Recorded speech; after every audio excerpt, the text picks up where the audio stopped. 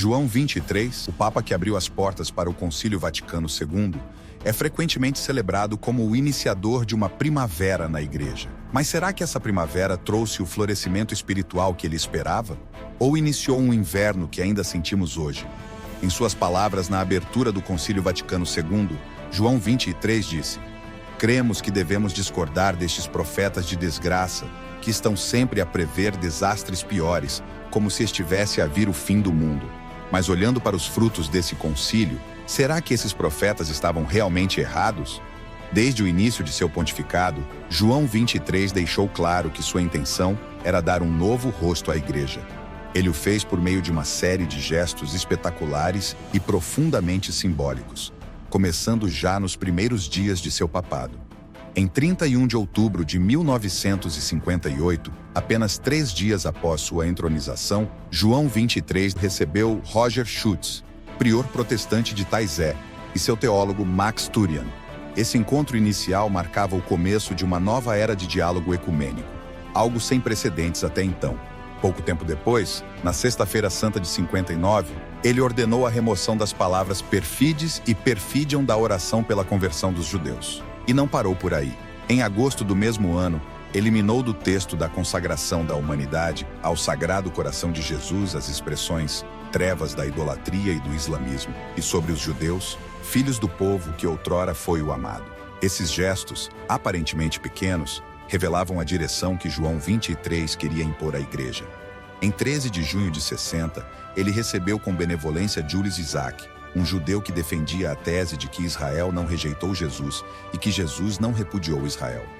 Mais tarde, em 17 de outubro, ele afirmou a um grupo da United Jewish Appeal: "Eu sou seu irmão José." João 23 também estabeleceu contatos com hereges e cismáticos de diversas confissões. E chegou ao ponto de dizer, ao receber os observadores não católicos que havia convidado para o concílio: "Tive muitos contatos com os cristãos pertencentes às diversas denominações. Não discutimos, conversamos, não debatemos, mas nos amamos." Finalmente, um gesto muito significativo foi a convocação de teólogos que, antes de seu pontificado, haviam caído em desgraça. Entre eles estavam Karl Rahner, Yves Congar e Henri de Lubac, que ele pessoalmente convidou para trabalhar no concílio. Esses teólogos, antes marginalizados, agora desempenhavam papéis centrais na reformulação da doutrina e da prática da Igreja. Essas ações demonstram que a bondade do Papa João 23 não era apenas uma questão de sentimento natural ou de movimentos espontâneos. Eram manifestações de uma vontade deliberada de impor à Igreja uma nova direção, alterando sua atitude, linguagem e, sobretudo, o pensamento dos católicos.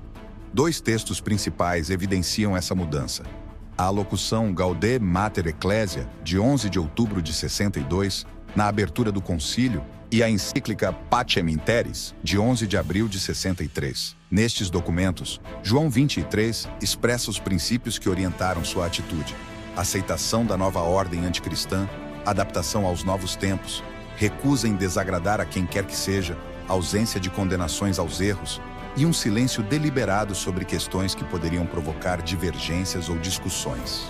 Hoje, a Igreja Conciliar, como foi chamada, se alimenta dos frutos amargos desse concílio. Vivemos em uma igreja que, sob o espírito imposto por João 23, se abriu a todos e a tudo, respeitando tudo e todos, exceto o passado da Igreja e sua tradição, onde só se encontram pecados a serem confessados diante do mundo inteiro. João 23 iniciou o que ele chamou de primavera na Igreja. Mas como podemos ver, essa primavera trouxe consigo um inverno espiritual que ainda enfrentamos. Ele mudou as atas do concílio, humilhou bispos tradicionais e transformou o concílio num clube de especialistas antes condenados, subjugando até mesmo bispos e cardeais. Um exemplo claro de sua determinação em fazer passar o concílio, custe o que custasse, é o episódio envolvendo o arcebispo Felice e o padre Bugnini. João 23 usou de pressão para garantir que os esquemas do concílio fossem aprovados, mesmo contra a vontade de prelados respeitados da Igreja, mostrando que estava disposto a tudo para impor sua visão. A fumaça de Satanás entrou no templo de Deus. Essa declaração chocante de Paulo VI reflete a gravidade da crise espiritual que afligia a Igreja durante seu pontificado. Mas como essa fumaça, conseguiu infiltrar-se tão profundamente no coração da Igreja? Neste vídeo, exploraremos as decisões que levaram a essa infiltração e seus efeitos devastadores na fé católica. Paulo VI, conhecido por seu intelecto e humanismo, liderou a Igreja durante um dos períodos mais tumultuados de sua história. Suas reformas abriram as portas para uma ruptura com a doutrina católica. Vamos analisar como esse papado controverso ajudou a pavimentar o caminho para a crise que enfrentamos hoje. Paulo VI, um homem de visão humanista, foi o motor por trás de muitas das reformas implementadas após o Concílio Vaticano II. Essas reformas pretendiam adaptar a Igreja aos tempos modernos. Os resultados foram catastróficos. A Igreja começou a perder sua identidade e a fé começou a se desintegrar. A crise que vivemos hoje é fruto das sementes plantadas durante o pontificado de Paulo VI. A perda de vocações, a secularização das sociedades católicas e a ascensão de ideologias contrárias à doutrina católica são apenas alguns dos efeitos visíveis dessa crise. Entender as decisões de Paulo VI e suas consequências é crucial para quem deseja ver a Igreja restaurada à sua antiga glória e fidelidade. Ponto 1. A influência de Maritain e o intelectualismo de Paulo VI. Profundamente influenciado pelo pensamento de Jacques Maritain, tradutor oficial de suas obras para o italiano, foi um defensor do humanismo integral. Esse humanismo, que buscava reconciliar o cristianismo com as modernas ideologias humanistas, levou Paulo VI a promover uma série de reformas litúrgicas e doutrinárias. No entanto, essa abordagem acabou por enfraquecer a autoridade e a clareza doutrinal da Igreja. A amizade com Maritain moldou sua visão, mas também cegou-o para os perigos que essas ideias representavam para a fé católica. Ponto 2. O Concílio Vaticano II e a primavera que nunca chegou. O Concílio Vaticano II, convocado por João XXIII e concluído por Paulo VI, foi inicialmente visto como uma primavera para a Igreja, prometendo um renascimento espiritual. Paulo VI acreditava que as reformas conciliares levariam a um aumento nas vocações, conversões e uma renovação da fé católica. No entanto, o resultado foi exatamente o oposto. As vocações despencaram.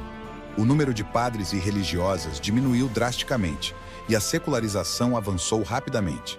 Entre 62 e 72, mais de 21 mil sacerdotes foram reduzidos ao estado leigo, um número que não inclui aqueles que simplesmente abandonaram suas vocações sem formalizar o processo. A crise foi tão profunda que alguns sociólogos compararam o êxodo de padres e religiosas à reforma protestante do século XVI, que também viu um grande abandono da vida religiosa. Em países como o Canadá, as congregações religiosas sofreram um colapso quase total. Em Quebec, por exemplo, o número de religiosas caiu de 46.936 em 60 para 26.964 em 81, uma queda de 44%. E o número de novas vocações diminuiu 98,5% durante o mesmo período. Esse declínio não é apenas estatístico, mas representa uma perda espiritual imensa para a Igreja e suas missões. Ponto 3. A secularização na Europa e na América Latina.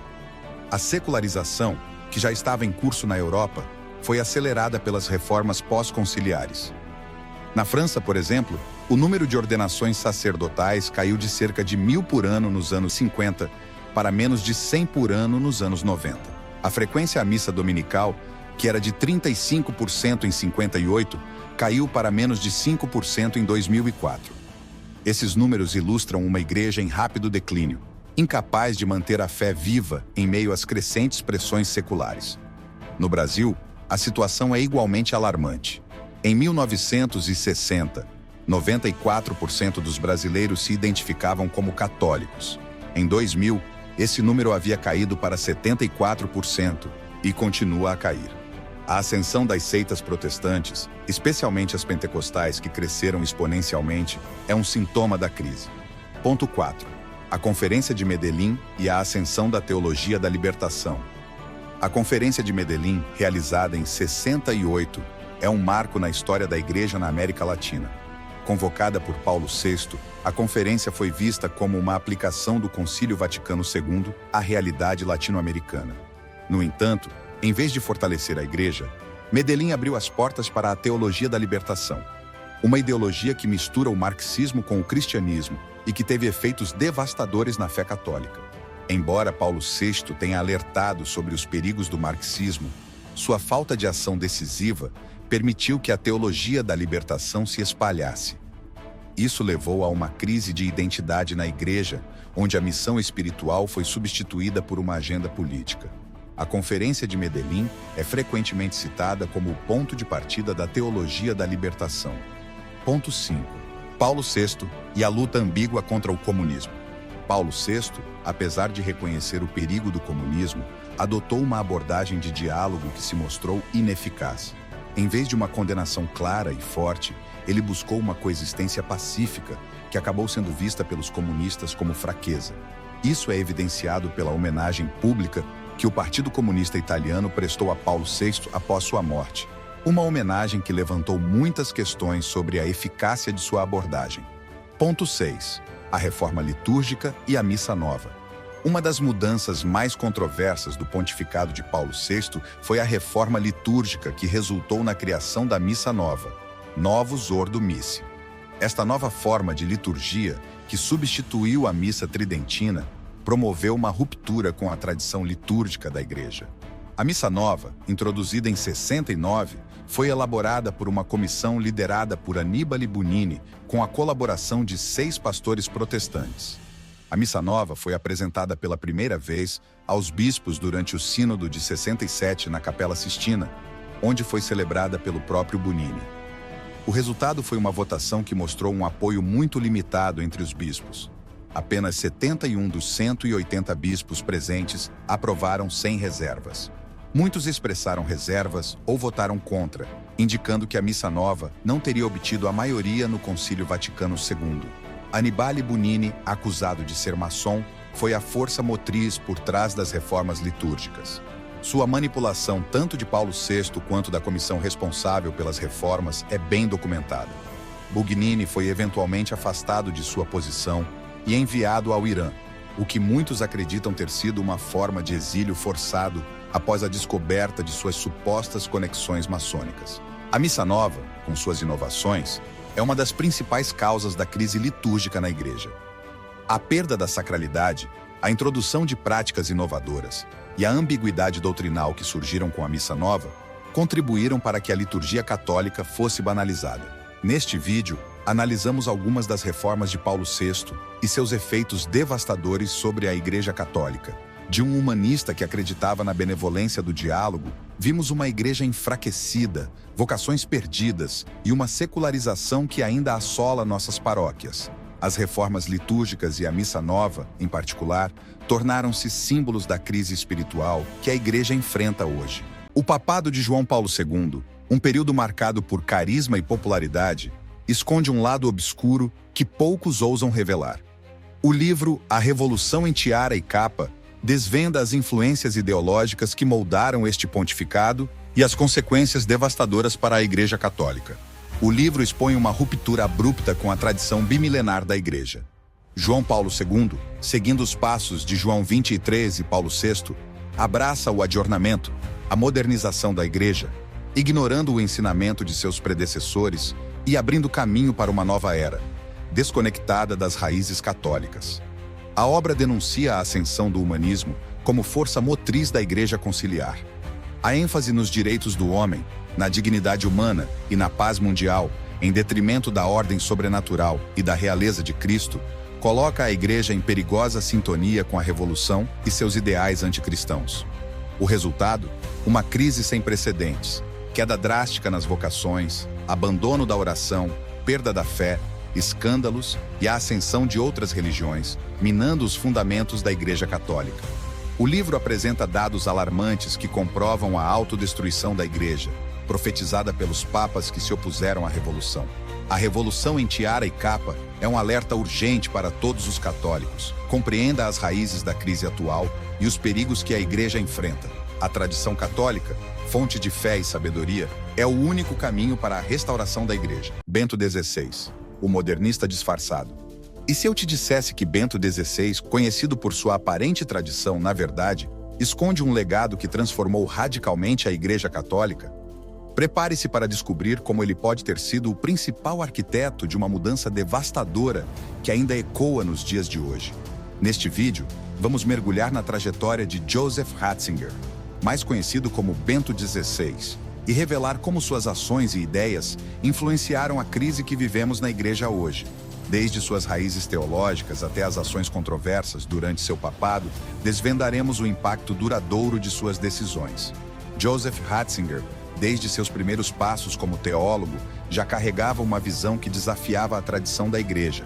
Sua ascensão rápida e influente durante o Concílio Vaticano II e posteriormente como prefeito da Congregação para a Doutrina da Fé, mostrou ao mundo um líder com uma agenda clara: redefinir a Igreja Católica para o mundo moderno. Mas a que custo? Compreender as motivações e ações de Bento XVI é crucial para qualquer católico que deseja defender a fé autêntica. As mudanças que ele promoveu não são apenas questões históricas. Elas moldam diretamente a maneira como a Igreja se posiciona hoje. Você está preparado para enfrentar essa verdade? A formação e as primeiras ideias revolucionárias de Ratzinger. Ratzinger estudou em seminários de Freising e Munique, onde foi fortemente influenciado por pensadores como Martin Heidegger e Karl Rahner. Essa influência o levou a questionar a rigidez da teologia escolástica, favorecendo uma abordagem mais dinâmica e evolutiva da fé. Joseph Ratzinger foi ordenado sacerdote em 1951. Sua formação em teologia foi fortemente influenciada pela filosofia moderna, especialmente pela dialética hegeliana, que busca conciliar opostos em um todo. Desde cedo, ele demonstrou uma tendência a reinterpretar a fé católica à luz dessas novas ideias filosóficas. Ratzinger publicou seu primeiro livro, O Povo e a Casa de Deus na Doutrina da Igreja de Santo Agostinho, em 1954, no qual já se podia ver sua inclinação para um pensamento teológico que tentava harmonizar a tradição com as exigências modernas. Em 1959, Ratzinger tornou-se professor em Bonn e, mais tarde, em Münster e Tübingen, onde sua reputação como um teólogo progressista começou a crescer. No Concílio Vaticano II, Ratzinger atuou como perito teológico do cardeal Joseph Frings, onde teve influência direta na redação de alguns dos documentos mais controversos do concílio. Ratzinger e o Concílio Vaticano II, o marco de uma nova teologia. O Concílio Vaticano II, realizado entre 62 e 65, foi um divisor de águas na história da Igreja Católica. Ratzinger desempenhou um papel crucial, especialmente na formulação de documentos como Lumen Gentium e Dei Verbum. Sua influência ajudou a introduzir a ambígua expressão subsiste in, que abriu portas para interpretações teológicas que antes eram impensáveis. A expressão subsiste in, usada em Lumen Gentium, gerou debates intensos sobre a natureza da Igreja Católica e sua relação com outras religiões. Essa expressão é uma concessão à ideia de que a Igreja de Cristo poderia estar presente, de maneira legítima, em outras denominações cristãs, o que representou uma ruptura com a doutrina tradicional de que a Igreja Católica é a única verdadeira Igreja de Cristo. Ratzinger também foi crítico das definições dogmáticas tradicionais, defendendo uma abordagem mais pastoral e menos doutrinária, algo que foi claramente expresso em seu discurso sobre a teologia do concílio. Em 1968, Ratzinger publicou Introdução ao Cristianismo, um livro que teve grande impacto no mundo teológico. Nele, Ratzinger apresentou uma visão do cristianismo inovadora, sendo profundamente influenciada pelo protestantismo e pela filosofia moderna, ignorando as tradições escolásticas da Igreja. O livro foi revisado por Ratzinger em 2000, onde ele reafirmou suas posições, mostrando uma continuidade de pensamento que levanta questões sobre sua verdadeira adesão à tradição católica. O livro, com mais de 200 páginas, não contém uma única citação da Suma Teológica de São Tomás de Aquino, um dos pilares da teologia católica, mas faz referência frequente a autores protestantes, sugerindo uma inclinação para uma teologia mais ecumênica e menos dogmática. Como prefeito da Congregação para a Doutrina da Fé, Ratzinger teve a tarefa de salvaguardar a ortodoxia católica. No entanto, muitos de seus atos como prefeito foram vistos como ambíguos ou mesmo contraditórios. Um dos exemplos mais notórios foi a sua declaração sobre a validade da anáfora de Adai e Mari, um cânon eucarístico usado pelas igrejas orientais que não contém as palavras da consagração. A declaração de que a anáfora de Adai e Mari era válida sem a recitação explícita das palavras da consagração causou uma grande controvérsia. Tradicionalmente, a Igreja Católica ensina que as palavras da consagração são essenciais para a validade da Eucaristia. E essa decisão de Ratzinger é uma concessão perigosa ao ecumenismo. A Congregação para a Doutrina da Fé tinha uma longa tradição de defender a pureza doutrinária. Sob o comando de Ratzinger, a congregação enfrentou desafios significativos, incluindo o crescimento do teologismo liberal, o avanço do ecumenismo e a crescente demanda por maior autonomia teológica. Durante seu tempo na congregação, Ratzinger também promoveu a ideia de que certos ensinamentos papais, embora válidos, poderiam ser considerados obsoletos com o tempo, uma visão que foi criticada por minar a permanência da doutrina católica. As ações controversas. Durante seu papado, como Bento XVI, Ratzinger continuou a promover o diálogo ecumênico e interreligioso, mas suas ações levantaram muitas questões. Desde sua visita à sinagoga em Colônia à visita na Mesquita Azul, onde ele rezou voltado para Meca, Bento XVI demonstrou seu objetivo conciliador com as falsas religiões, em detrimento da verdadeira e única religião católica. As críticas de Monsenhor Lefebvre e a luta contra o modernismo. Monsenhor Marcel Lefebvre, fundador da Fraternidade Sacerdotal São Pio X, foi uma das vozes mais críticas contra as mudanças promovidas pelo Concílio Vaticano II, e por extensão, contra Ratzinger. Lefebvre argumentava que as reformas conciliares, defendidas e implementadas por Ratzinger, representavam uma ruptura com a tradição católica e eram de fato heréticas. Dom Marcel acusou o cardeal Ratzinger de ser um herege, argumentando que eliminava a autoridade do magistério e relativizava a verdade dogmática da Igreja. Abre aspas. Le cardinal Ratzinger est tout à fait moderniste. Tout à fait moderniste. Il suffit de lire son livre sur les principes de la théologie catholique pour voir ce que pense ce cardinal. Le Ratzinger est hérétique. Parce qu'il s'attaque pas seulement au décret, comme il l'a dit, au décret et aux décisions dogmatiques, c'est qu'il met en doute la réalité même du magistère de l'Église. Il met en doute qu'il y ait un magistère qui soit permanent et définitif dans l'Église. Il s'attaque à la racine même de l'enseignement de l'Église, de l'enseignement du magistère de l'Église. Il n'y a plus de vérité permanente dans l'Église. Vérité de foi, de dogme, par conséquent, plus de dogme dans l'Église. Ça, c'est radical. Évidemment, c'est hérétique. C'est affreux, c'est comme ça. Fecha aspas. Convidamos o leitor à seguinte reflexão.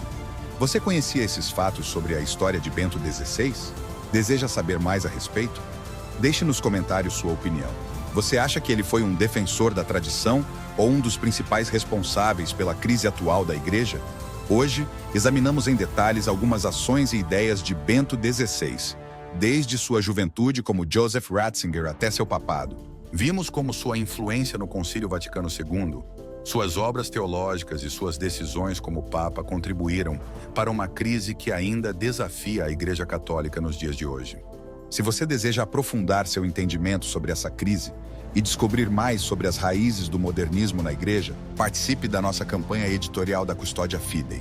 Estamos lançando 2 livros essenciais que desvendam a verdadeira face de Bento XVI e demais papas pós-conciliares. Garanta seu exemplar clicando no link na descrição e não perca a oportunidade de adquirir um conhecimento necessário para defender a fé católica. A verdadeira fé católica foi forjada ao longo dos séculos. Em tempos de crise, é mais importante do que nunca buscar a clareza e a fidelidade à tradição. Não permita que o modernismo obscureça a luz da verdade. Junte-se a nós nessa campanha para redescobrir e proteger a fé que vem sendo diluída desde o início da crise pós-Vaticano II. Acesse o link na bio do Instagram ou na descrição do vídeo no YouTube e garanta já os seus exemplares com 40% de desconto, mais frete grátis.